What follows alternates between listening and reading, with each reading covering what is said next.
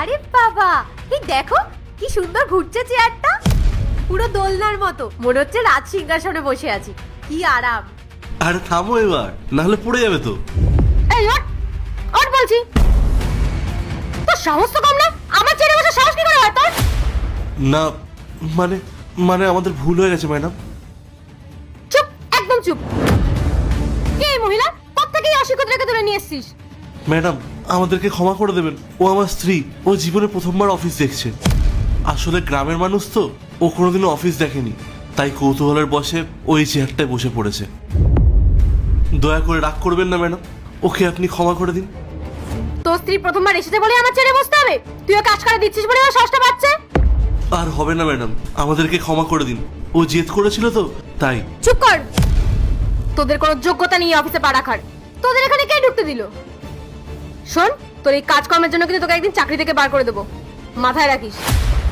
আর তুই তুই ওকে এখানে কেন এনেছিস? ওর বাড়িতে কোনো কাজকর্ম নেই? ঘর মোছা, ঝাড় দেওয়া? ওদের মতো মহিলাদের জায়গা এটা নয়।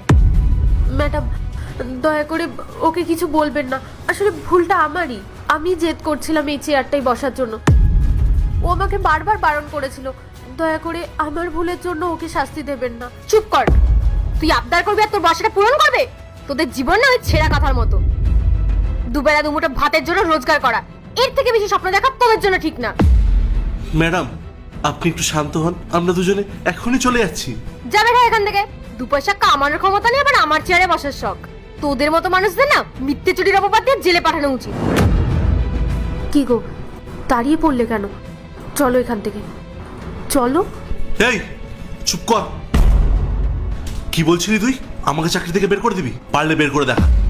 আর একটা কথা শুনে রাখ, যদি তুই আমার আর আমার স্ত্রীর নামে আর একটা বাজে কথা বলেছিস, তাহলে আমার থেকে খারাপ কিন্তু আর কেউ হবে না। তুই আমাকে ধমক দিচ্ছিস? তোর এত বড় সাহস!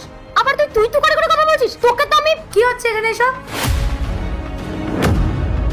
দেখুন না ম্যাডাম, এই সিকিউরিটি গার্ডের কত বড় সাহস, ও আমার সাথে তুই করে কথা বলছে। তুমি কি বলছো এসব? হ্যাঁ ম্যাডাম, আমি ঠিকই বলছি। আমি আমার কেবিনে ঢুকে দেখি এই সিকিউরিটি গার্ড তার বউকে আমার চেয়ারে বসিয়ে গোল গোল করে ঘোরাচ্ছে। কাজের সময় এরকম অভদ্রতা আমি একদম পছন্দ করি না। আপনিই বলুন এদেরকে কি শাস্তি দেওয়া উচিত? শ্রেয়া, আমি ওর স্ত্রীকে এখানে বসতে বলেছি। কি গো, তুমি তো কোনোদিন আমাকে অফিস দেখাওনি।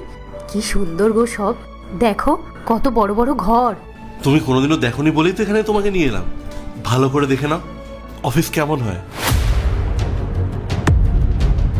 এই দেখো এই চেয়ারটা, কি সুন্দর, বেশ আরামদায়ক মনে হচ্ছে।